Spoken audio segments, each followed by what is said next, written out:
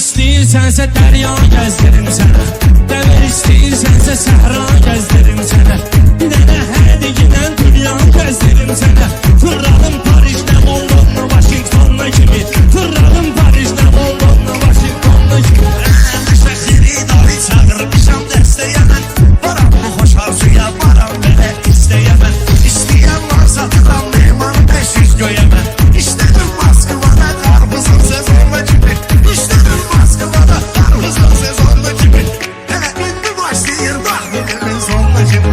Ona şair deyərəm meyxana aktivi kimidir, elə şair var əsil değişmənin dili kimidir, elə şair var əsil değişmənin dili kimidir, elə şair da var əzlir büzülür çevi kimidir. Sumkasında gəzdirir kremlə pasyonla kimi, sumkasında gəzdirir kremlə pasyonla kimi. Ömür yolunda dayanmaq asan məsələ deyil. Bu qədər savaş pul qazanmaq asan məsələ deyil. Ahirdə saldılar zeyran süzə qarmonla kimi, ahirdə saldılar zeyran süzə qarmonla kimi.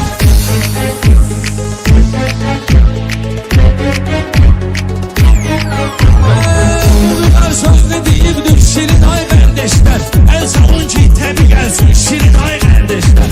Mənə qarmon çaldıran şairin ay kardeşler, asaram boynuna oğlanın medalyonuna kimi, asaram boynuna oğlanın medalyonuna kimi. Belə meyxanədə sarılma heç solma yenə, aydaşa tutarla dallanaldı yorulma yenə. Sən açam o barədə heç narahat olma yenə.